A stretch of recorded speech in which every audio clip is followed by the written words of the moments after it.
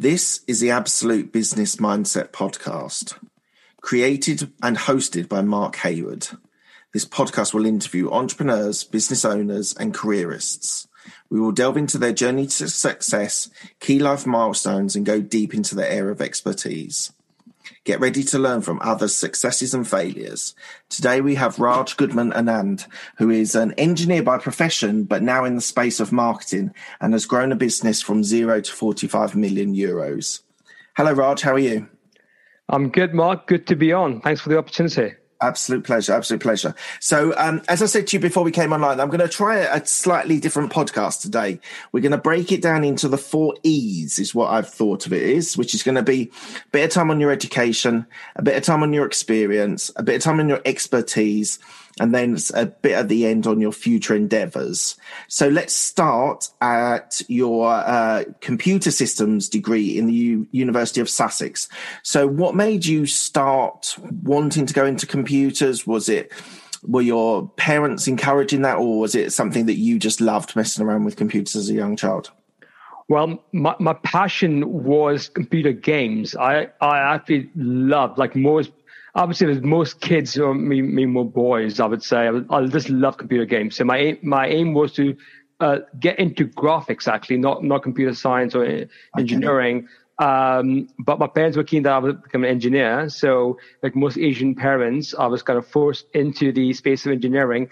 I got a bit of a good mix there because I did computer system engineering, and then I did a master's in computer science and AI. And the AI was all around actually gaming and how to build smart bots and neural networks as opposed to machine learning, as it were. Okay, right, got it. So you spent some time in Sussex, then you went to Delhi to do the Institute of Technology as well. So was that? It was actually the opposite. So I went to IIT, which is the MIT of India. I started there for 1 year.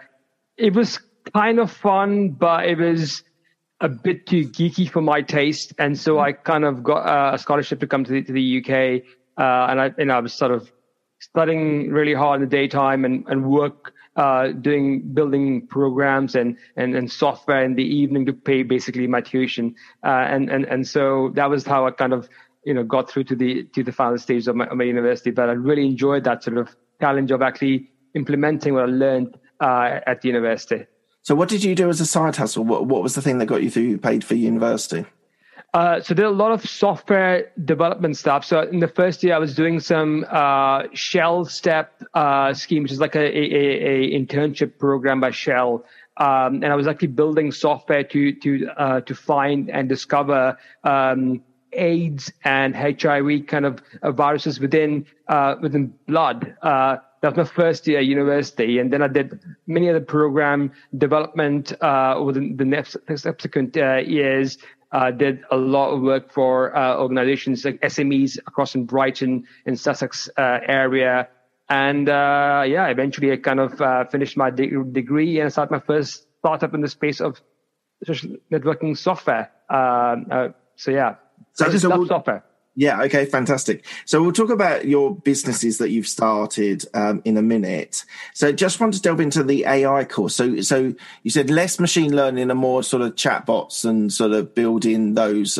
So I think chatbots with AI has been an area that's had some very recent growth in areas. Now every website holds some sort of chatbot that you can reach out to, and probably some are AI and probably some aren't, and just have a big database of questions that they answer. But so what for you drew you to AI? Because it's a very current, that sort of AI is massive at the moment. VR, AR is massive. Bitcoin and cryptocurrencies are massive at the moment. What drew you to AI and what did you get most out of it? So within AI, I was actually building bots for video games, not chatbots as such. I mean, There is some sort of crossover there, but mainly my aim really was to focus on how do you make the machine, the computer bots smarter. So when you're doing a first-person shooting game, you see, they have bots who are fighting the human being. How do you make them smarter? I mean, because if you look at human beings, we walk, for example, between say a narrow passage, we actually walk in the middle, not hugging the wall. Most bots hug the wall as they go in because that's how they're built. The building smart paths, for example, within the game, if it was a maze, for instance, how do you get more intelligence to the actual the robot, as it were? That's what I was really focusing on. That's what I was actually on. I was signed up for a PhD, but I realized actually I'm going to spend 4 or 5 years just making not a lot of money. So I kind of switched that, cut it short, did 1 year there, master of research, and then I kind of went into business. But the funny thing is, not a lot of people at that time knew about AI. My mother thought that I was studying UFOs in the AI course because she didn't know what AI stood for. So that's just the way AI was back then. Today, obviously, we talk about machine learning quite a lot, and AI is, obviously it's very diverse. It's more than just machine learning. But but I was doing one part, is more neural networks as part of it, not that machine learning, as it were. So, what was your favorite computer game that you grew up with playing every day? Doom. I used to play Doom. Oh, right. Okay. Doom 3D. That was like, I've finished that game so many times, but I'll still go and play if I get an opportunity. Fantastic. So at the end of those courses, you then did an MBA at Cranfield University. So you said you started a PhD, weren't sure about it financially, so you did an MBA. So was your ambition at the end of the MBA? So obviously you met great people, you probably networked quite well, you probably opened doors, but what did you want to do? What was the ambition at the end of the MBA? Well, how did you want it to help your career? Well, the Cranfield University course actually came in a very sort of unusual way. I didn't want to do an MBA as such. All I wanted to do was to sell my software effectively. So towards the end of my degree at the University of Sussex, I was doing master of research in AI. I met someone from the US who talked about MySpace and how big MySpace was in the US market. So I sort of spent 2 months and built a clone of MySpace. Okay. I thought, this is great. Now I can go and become a billionaire using my software, but obviously that doesn't happen. So I didn't know how to sell. I didn't know how to market. I didn't even know what that actually meant, to be honest. So I went around to a lot of different sort of government-funded programs, one of which was a potential scholarship for a MBA equivalent. So I could basically do a quick MBA, as it were, at the University of Cranfield. And I went for a few interviews, and they said they'd be happy to kind of fund my MBA, as it were. And was a kind of a crash course. So instead of doing a 1 year long MBA, it was consolidated into sort of 9 months, I believe, so doing pretty much all the MBA courses within it. So the aim really was to learn, and I think that's the big part of my life, is to learn and never stop learning. And I was fortunate to kind of get that course opportunity at University of Cranfield, learn a lot from it. I actually owe a lot of my success to that course, to be honest. Okay, awesome. And then you moved on so we're going to move to the second section, which is your experience. So your first role was actually a web programmer and researcher at the European Commission. How did you score that gig? We'll be back after a quick break. Hi, I'm Alex, the host of X Health Show. Meet the future of healthcare. Think X-Men, that's X Health. Actual superheroes behind programming living cells to cure cancer once and for all. Tech that detects preterm delivery in seconds, brain-computer interface, or apps that employ AI to match your disease with the best treatment. X Health Show brings to you visionaries who push the boundaries of healthcare from Switzerland, the heart of Europe, and the most innovative country in the world. Let me introduce you to their startups. Head to X Health Show, meet the future of healthcare. Happy to greet you there. That was in my second year at university. I had summertime to kind of, most people kind of go away somewhere nice, exotic, and, sort of enjoy the holiday. I said to myself, I'm going to actually build on my experience. And so I applied to a few jobs. One of them was actually a research for the European Commission to build software for museums. in particular the Victoria Albert Museum. And so we were actually rendering and doing this sort of a virtual reality, like a walk through the museum back in the day when people didn't even have a computer to support that sort of stuff. So we were using XML and some very basic programming languages along with Java to actually build something very substantial. And it was a couple of million pounds initially of research funding, and then I think went to about 10 million. And again, my role was to kind of really understand technology and what can be done. And I, as I said, I just loved what I did, and I thought, okay, why don't we use that knowledge of computer science to actually build something productive and useful? So a lot of research-based stuff at the European Commission, and that happened for 1 year, continued I think the whole year, and yeah, just learned a lot from it, to be honest. Okay, fantastic. And then the sort of entrepreneurial side started kicking in. You said you did it as a youngster trying to sell software, and you founded two companies, Queek.com, which is a social media platform, and Spicy Corp. I think that's what it was. So very different business models. So why don't you initially talk to us about Quib and the social media platform that you were creating? Was this the MySpace sort of copy, or was this something? Right, okay. So let's go into a little bit of detail on that. So you tried to create your own MySpace, which I think is a great idea. Why not use other people's genius and make it your own? So how successful was that? Did you get any funding for it? Was it something that you did on your own and sort of set up and it was like on a lean basis? How did you set it up? So as I mentioned, I've kind of built a MySpace clone in a couple of months, but I didn't know how to sell it, how to market it. And I was like, okay, that's awesome, but it's not going to work. I mean, I tried to sort of bring on Brighton-based talent, so Brighton, the UK-based talent on there, but it didn't really kind of grow that rapidly. So I thought, why don't I build into a software and allow companies to bring in their customers so they can have an interaction with their clients on the social network, as it were. Yeah. That was a bit of a pivot, which I kind of made really early on. And actually, we brought on a lot of travel companies, pretty much the top 5, the top 10 travel companies in the UK and abroad, government organizations like British Council, the UK Parliament. We brought a lot of people in actually to become our customers. It actually grew really well. Unfortunately, though, it didn't go all the way. And I think a lot of that was because I wasn't really thinking about delegation and growth. I was thinking more about making a job for myself. Okay. And I think that's been a big sort of change after that quick success in the sense that I can learn a lot from it. Although it didn't really become a commercial success for me, and we did actually in the end sort of close it down.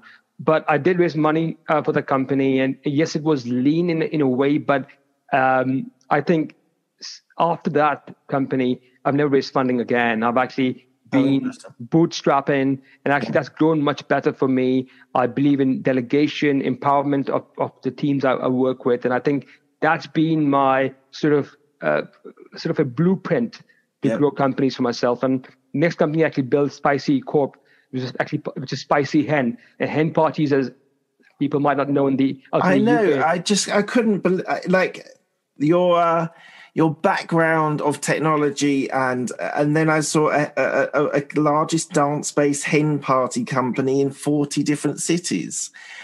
So were you organizing? Were you suggesting what to do? Were you doing the whole were you doing the whole shebang for these hens?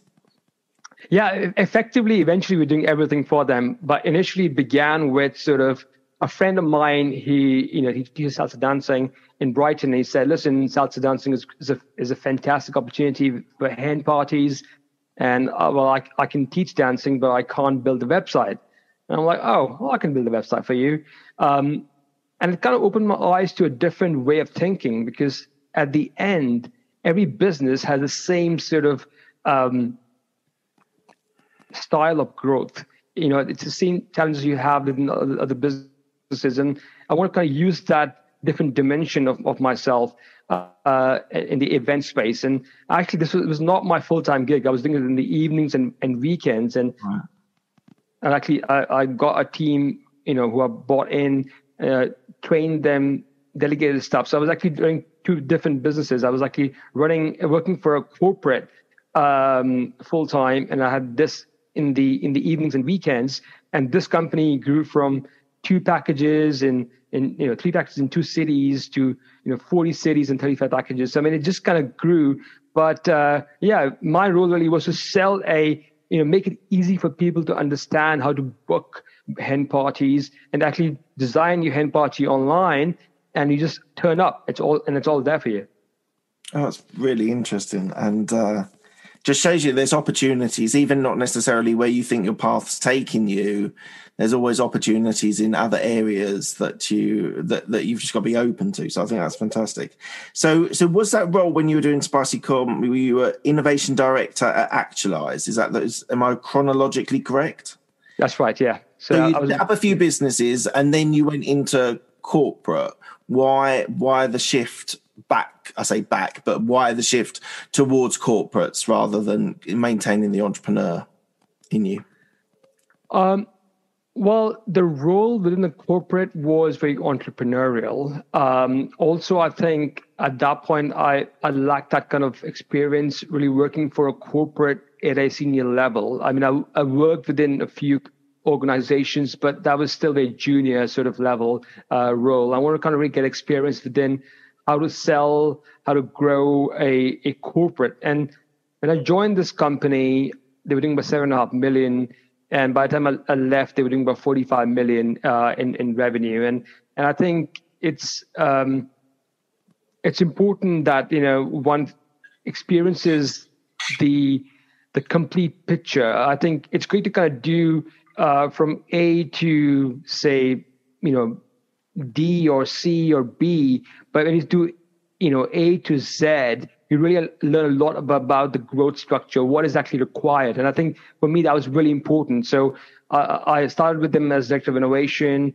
I then became their CEO for Asia and the UK, and then eventually started a new business within the company as well. And overall helping them to,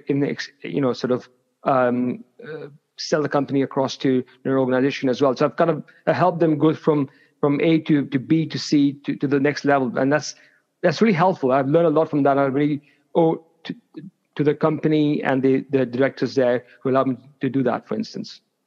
Oh, excellent. And then now you currently do this. Gopin's leads with his chief product. What's that? Is that another corporate, or is that something else that's been set up? So Goodman Lantern Limited owns 2 businesses effectively. The main business is native English content writing. Yeah. And the other thing we also have, which is, again, we always experiment and we always learn all the time. And this is a yellow pages on steroids, effectively. So effectively what you can do is you put in a niche or a niche, and you put in a location, and you get all businesses which are there, their phone numbers, their email addresses, their company, their directors, all that sort of stuff in 35 seconds. And, this is basically uses a bit of AI, a bit of programming. I mean, it's just, again, the different experiences which I have, I want to bring them in. Although Gopin Leads is a very small part of our business, it's a very small part of our revenue. We're very focused on that content writing and marketing part, which is our bread and butter. Okay, we'll get to Goodman Lantern just in a minute. I just want to... So something you've said a couple of times is that you sort of see yourself as someone that is always learning and always trying to develop skills and knowledge. Is there any particular books that you... let's see if there's business books rather than specifically technology programming books, but what sort of marketing books have been interested you and got you to that point where you're now beyond just a tech person, you've now got the whole view of marketing and sales as well? Well, I mean, I'm a big fan of Seth Godin. The first book I read was Purple Cow, but since then I've read a lot of books. I think Seth Godin has a very nice style and approach to marketing. I like the way he focuses on the most important bits. But But also, I would say beyond marketing, one book which has really helped me grow quite a lot is Scaling Up by Vern Harnish. It's actually a book about the 4 pillars of business and how do you actually, make yourself multiply by delegating, by not working in the business but on the business. Another book I like a lot, which I recently I've been thinking about quite a bit, is The 4 Hours Work Week by Tim Ferriss. And I think this whole idea of, especially now when we are all sort of locked down, like sort of homebound, this whole idea of sort of delegation and actually being able to free yourself from that daily grind and actually empowering your team is super important. I think the more we think about this sort of delegation and actually having time for ourselves, the more we can grow as a person, as entrepreneurs, and actually empower our teams to be their best self.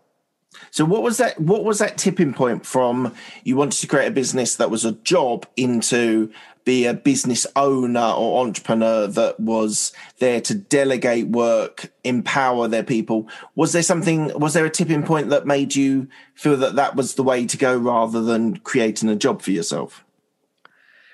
Well, multiple points. I think it's a bit like a layer like onions, basically, because as you go deeper, you understand the actual depth of the knowledge which Tim Ferriss or Vern Harnish or anybody else is trying to impart. In my opinion, my family and I've gone through a few challenges, health challenges, and that has led to realize the value of we as individuals can make on the world we live in, the ecosystem we belong to, and how can we give back.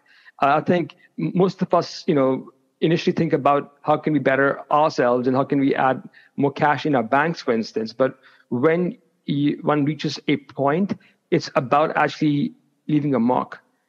And that's super important for me. For example, today, and I know we'll talk about it in a short while, but today when Goodman Lantern, we're very focused on women empowerment. We actually, we hire more women. We actually make sure that they get paid equally to the male folks, especially in the tech and media industry where they're women than men, and they don't get the same opportunities.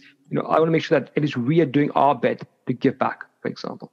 Awesome. So let's go on to Goodman Lantern. So you're a founder of it, and the sort of the business is how it was described is that native English content writers and software development services for business. So why don't you tell me a little bit about the business and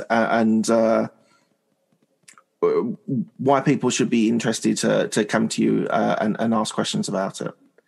Well, so Goodman Lantern, as you mentioned, is a space where we help our customers use English content writers to sell better and grow faster. And that's simply because in the past, I've learned that storytelling and SEO, two different angles of content writing and content overall, can really help companies grow and resonate with their customers. So we work primarily in B2B, but we also do B2C as well, where we help our clients to write content as they would do themselves, and really work on their strategy and execution and distribution of content. So we will take the business, understand what they're trying to sell, their tone, their voice, their core values. We keep that in account and work with them month on month to deliver something which will help them increase their opportunities within, whether it's to find more customers, whether it's to retain customers,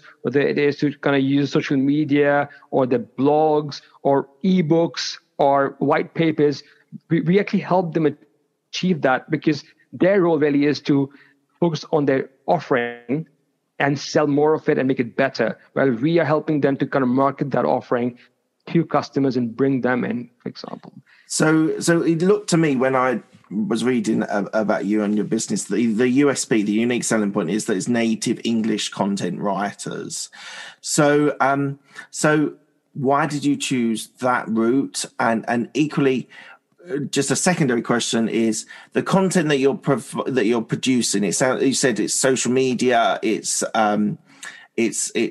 blogs or podcasts or white papers, whatever. So the second question is that, how do you get their voice? Because I think that's one of the hardest things to do, is actually, tap into their voice so it seems seamless on their content that they're providing? Well, I think, Mark, to kind of answer your first question is, I believe we should be selling something which scratches our own itch. And, I'm not a native English content writer myself, but it's something, I'm an engineer, but I understand the value of it and what it creates for companies. And I want to always find a way to kind of scale that up. Many a times, you can have one content writer, but actually to write good content, it requires a writer, editor, planner, strategist, project manager, liaison officer. That's expensive. And so when we come on board for a client, we provide all those different bits at a very reasonable offering and price, actually. How much do you charge? How much do you charge? Well, it's actually, the prices are actually on our website. So it depends if you are a sort of a funded startup or you're a corporate, the different prices there, it's all actually available. So it's very transparent. We don't want to, sort of hide behind sort of fluffy words and that kind of stuff. So we kind of be transparent about the prices. So that is the way we like to work with the clients who really add value. Second question was, sorry, what was the second question again, Mark? Well, just like your content, how do you get the voice of the clients that you're working with? It must be quite hard without using AI. I don't know if you do use AI, but to actually get the essence of what the client wants to get out in their content. Well, rightly pointed out, Mark. It's not easy to kind of get the company's voice. It takes a lot of time and effort. In fact, the first couple of months, we work on our dime to understand the company's values. We do a lot of research. I mean, that's where the AI part comes in. So we do a lot of research, analysis on the company, competitors, the landscape. And the first 2 months, we do a lot of experimentation, A/B testing. We are very sort of open. It's a collaboration between the client and ourselves because it's not done in isolation. So we can understand the company and their thought process. The core values are really important as well, because that's really important to be honest and truthful about the company itself. So we do that as the team. Our managers, our liaison officers are actually working very closely with the client itself to really understand that. And it's not easy. It takes a lot of time and effort, but that's our contribution to the contract we have with the clients, and we really partner with them. So it's a long-term partnership with the clients, and we can really help them achieve this, day on day, month on month. So where do you think companies go wrong with branding and branding themselves? Well, I mean, again, every company is different, and they can be different stages of their life cycle as well. I think a lot of times, a lot of companies don't think about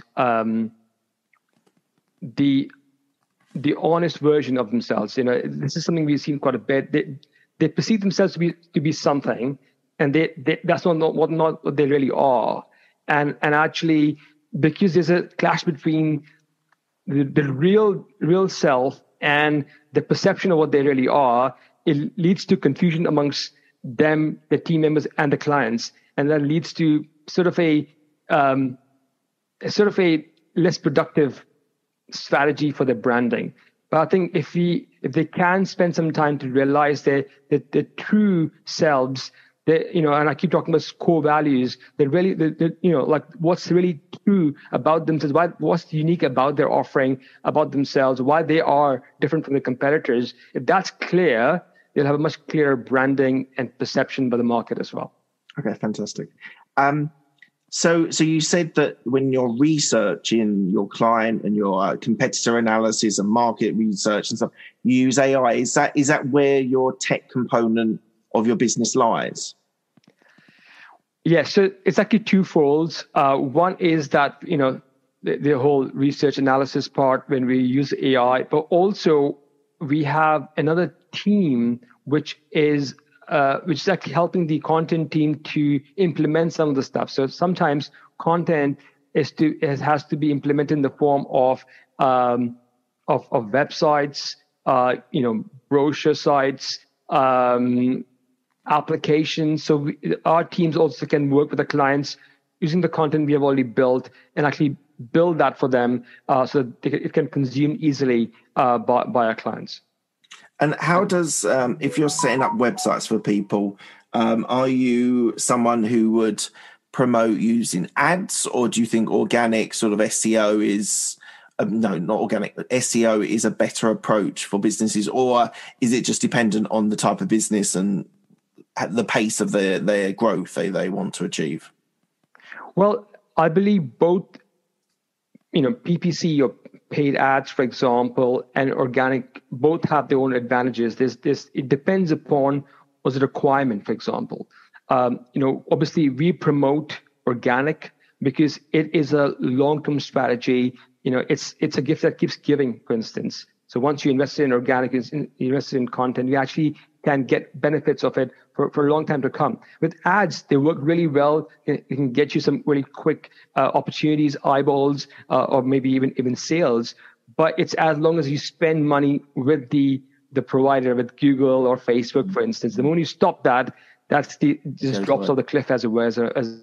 So it kind of comes down to what is the strategy, what is the opportunity size, for example. We have a customer, for instance, who is in the medical insurance space, and when COVID hit, that time it was very keen to focus on quick sales. So we kind of work between that strategy of quick sales and a long-term strategy as well. So we have a short-term, mid-term, and long-term strategy, and again, it's a marketing mix in that situation.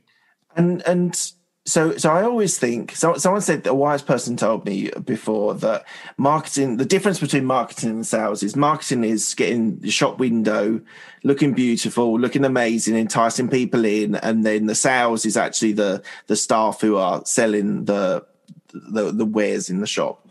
Do you help? You obviously are helping people on branding, marketing, content. Do you help with the sales, or do you work closely with the sales team in your clients? To answer your question, Mark, just going to mention there are sort of 3 tiers of funnel, a sales funnel. So there's the top, middle, and bottom. So tofu, mofu, and bofu. And it sounds very, very vegan, I must say, this whole tofu, mofu, bofu. But this is an important part of the strategy which we kind of build. So when we approach a customer, or a customer approaches us, for example, we want to first understand where they are with their life cycle of getting clients. Are they still, are they getting a lot of leads for their website, for example, which is the holy grail of marketing?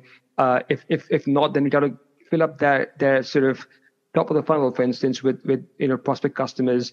The next part is the middle of the funnel, which is to educate the customer on the services and products which are available and what's the unique proposition there.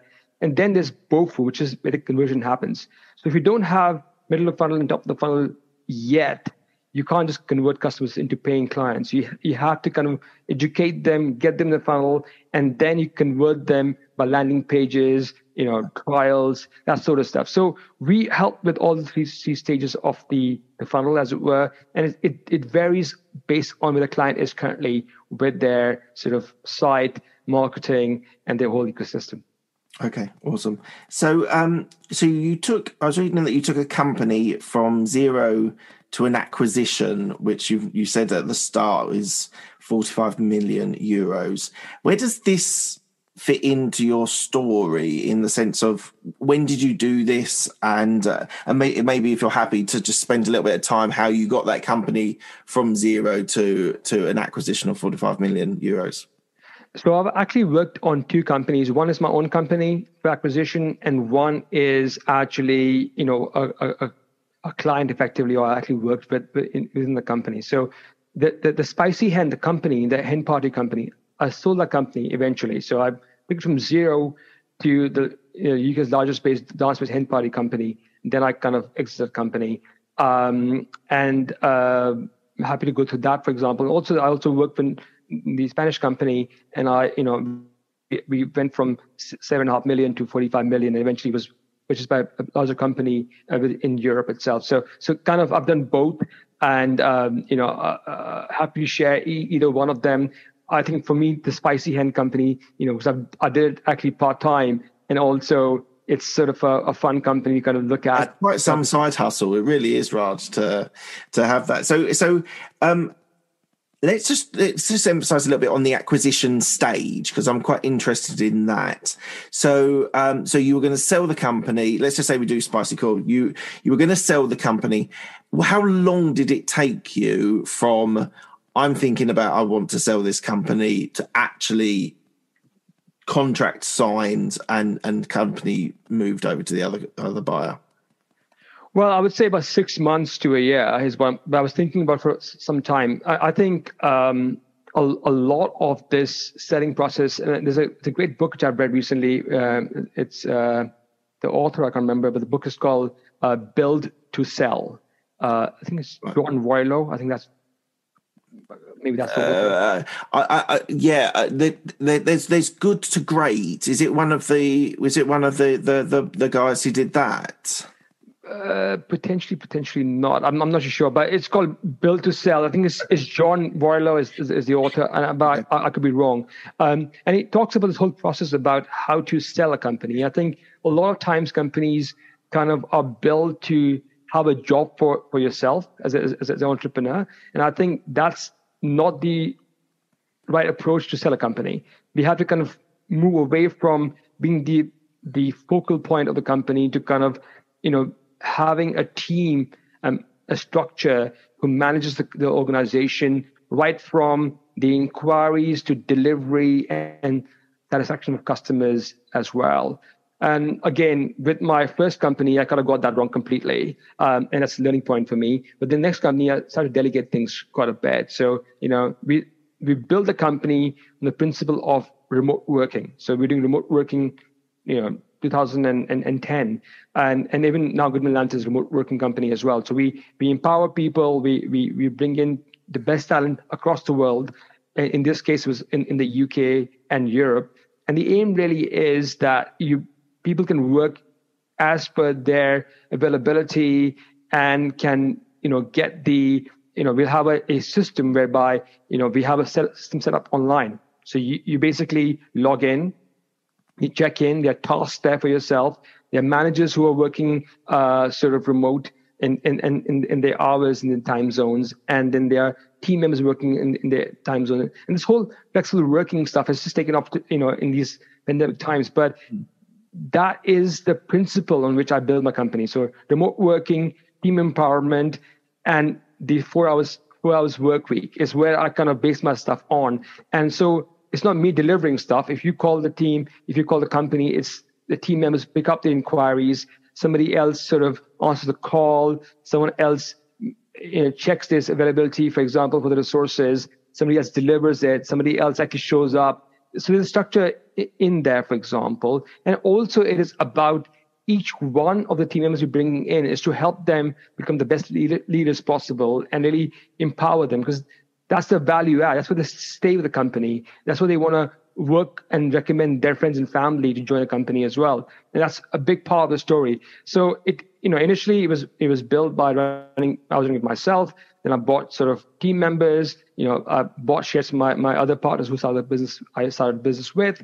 Then I kind of built it further, and it took about 6 months or so to kind of thinking about selling it right to the sales itself and structures around it as well.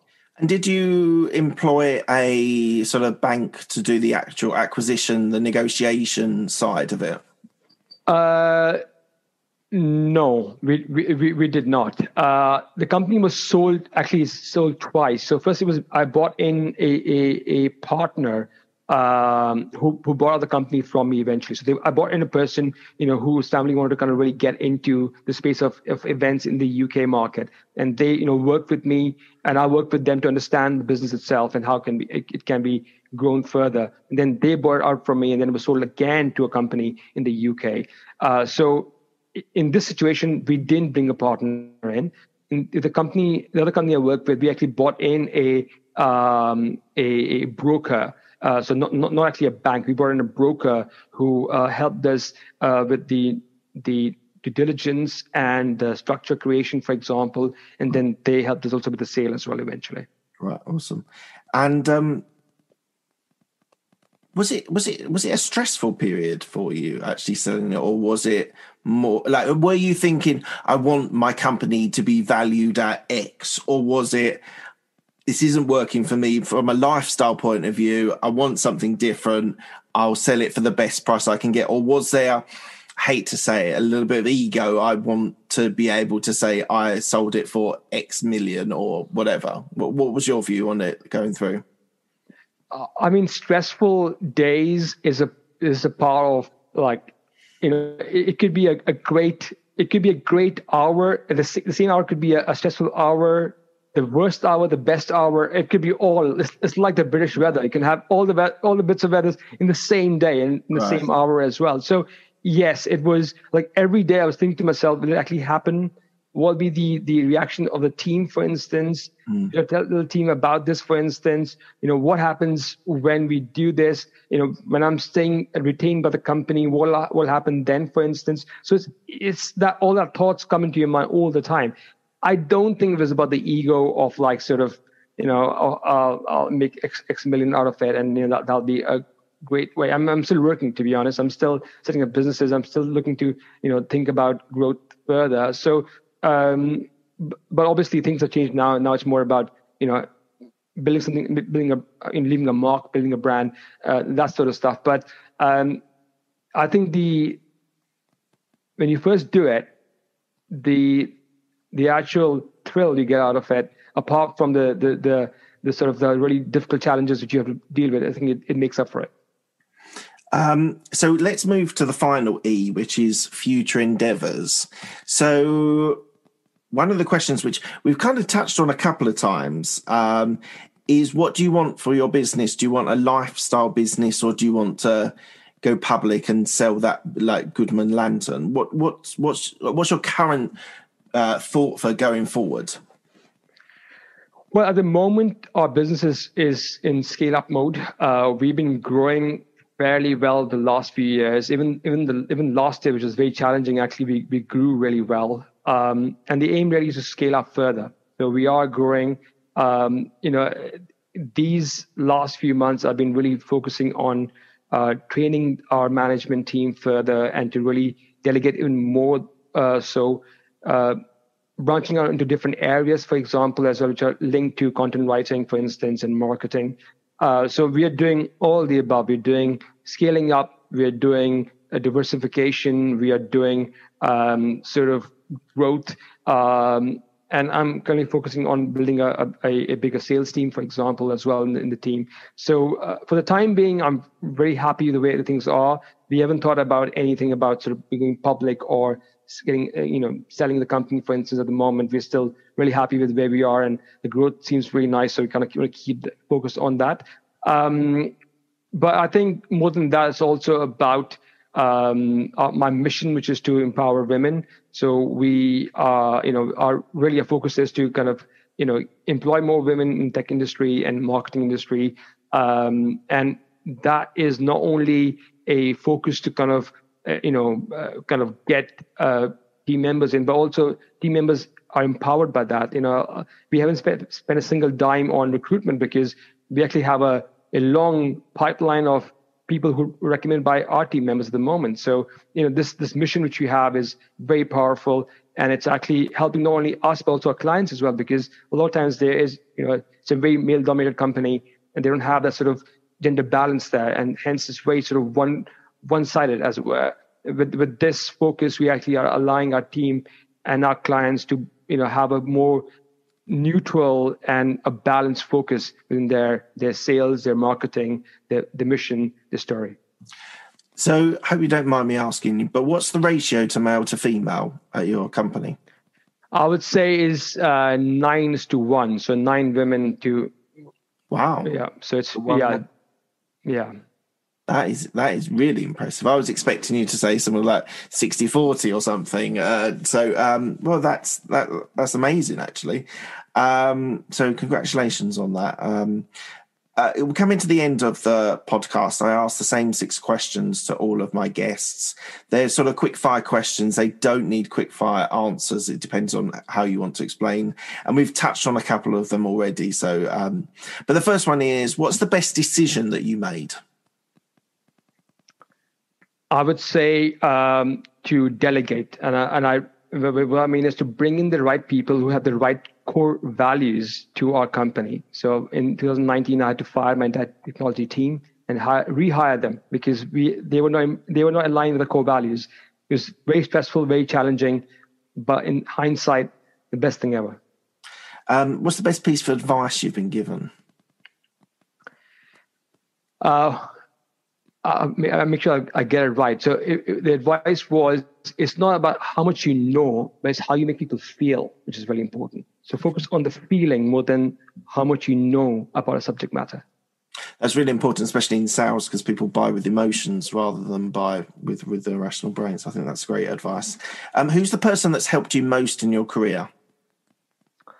Quite a few people. I think one person springs to mind is a gentleman in Spain. His name is Marcos Carmena. He was probably my first mentor who taught me about selling and sales and growth mindset. So I can not thank him enough for all the time and effort he put on me, and hopefully it's going somewhere. Awesome. Any regrets? In general, or about the mentorship? Sorry. No, just generally. I meet a lot of very, very motivated people, young people today. I wish I was half as motivated or charming or intelligent as they are at their age. So I wish I was a bit like them. Okay. What are you most proud of? Well, at the moment, I'm proud of the fact that we have brought in some people who came in initially as junior analysts, and they've grown up to become senior managers and potentially, CEOs of the company. I'm proud that we have brought in people who usually are not brought in because of their gender or where they're based or because how they look, for example. I'm proud that we are actually a equal, diverse company. Fantastic. And what does legacy mean to you?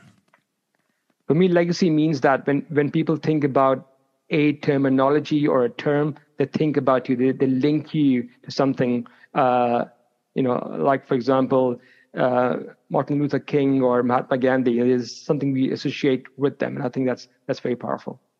Excellent. Right, before I've got an extra 5 minutes because we won't rattle through them. I'm just going to ask you an extra couple of questions to do with your business. When you're hiring someone, male, female, whatever, do you hire people that are slightly entrepreneurial, or do you hire people that are more employees and you want them to be employees of your business? Before we think about entrepreneurial or, for example, employee mindset, I look at the core values. So the first thing is that, we all about, we encourage people. We talk about, learning. We talk about growth, supporting our team members. That's the first sort of step. And those 4 things which we have within our company actually is very entrepreneurial. It's not about thinking about yourself all the time and thinking about self-development, cash for myself. It's about giving. It's a bit like good karma. And I believe in this sort of good karma thing. And that's a very entrepreneurial mindset, because employee mindset again, can be, you can also have entrepreneurial, which is like, being an entrepreneur in the company. A lot of our team members are like that. And I think the people who have more entrepreneurial spirit grow faster in the company. So short answer is yes, entrepreneurial, but the core values for us is more important initially when you interview people.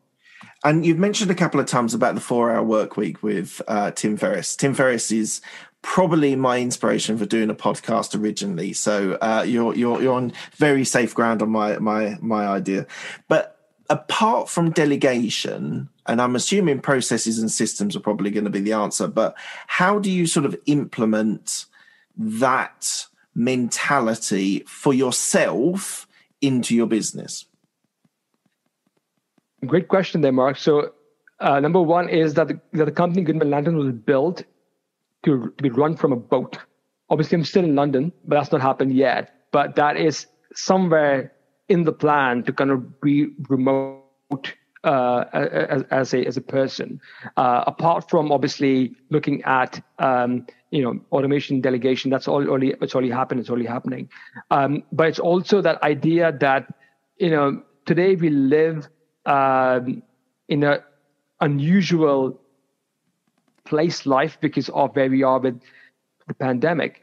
And what it's taught me is that, I need to be somewhere where I really enjoy. And I often talk about this. I talk about this, the 3S, sun, sand, and sea.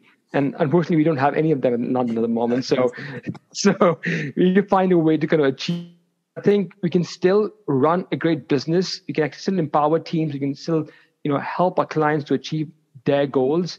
It doesn't have to be location specific. It can still be, remote. And we have proven that in my current business and in the previous business as well. In fact, any business, apart from the first business, was always remote as such. So I believe that there's a big opportunity there. And I first implemented this remote lifestyle, and then I've read the book. So I think there was some sort of thinking there, which was sort of aligned with Tim Ferriss anyway. And So when the pandemic started, lots of companies were concerned about remote working, and is it going to work? Is the productivity going to drop? And I think mainly across the board, companies have realized that actually it doesn't make any difference where people, as long as they've got good Wi-Fi and they can jump on Zoom or Microsoft Teams or Skype or whatever, they can be productive and can work. But one of the questions that did raise from one of my former employers was that learning is sometimes a little bit more difficult in remote working, because where you would usually walk over to your more senior partner, say you're working in a large business, you walk over to your more senior person and just say, I have this problem, can you help, or that sort of learning. I've understood that is relatively difficult if you're in a big group or just for that 5-minute conversation. How do you overcome that as an advocate for remote working? Great question there, Mark. I think it's most important is a structure for learning. As a CEO, my main role actually is coaching my team. That's the main role which I work in. And my senior manager's role is similar for their teams and sub-teams. Each one is trying to reach each other. And I think it's about building a structure in the company. For example, we have weekly rocks, monthly rocks. We have quarterly goals. We have an annual get-together. We had one, for example, a couple of years back in Bangkok. Last year, we didn't have one because we know why. But it's about making sure that we have a time set in place via Zoom or whatever it is that we use to teach people. And it's a constant ability to kind of use tools and have the infrastructure to reach out to someone in your team who can help you. I think that's what's kind of missing sometimes. We don't have that availability and the approach, and the mindset to help our teams. And our company is designed to kind of be open. We always say that structure. We have a hierarchy in the company, but it's open. It's like, listen, this is about having goals, and this is the goals you might have for weekly, monthly, quarterly, annual stuff. To achieve them, you need to correspond and talk to team members. For example, my managers check in with me every week, and we have like a set, a schedule there for it, where them and myself, we all put in goals for that week, for instance, and we're learning, talking, discussing about it. Mm-hmm. This can be done in person or remote. I think it's the culture we put in and the things we put into practice, for example.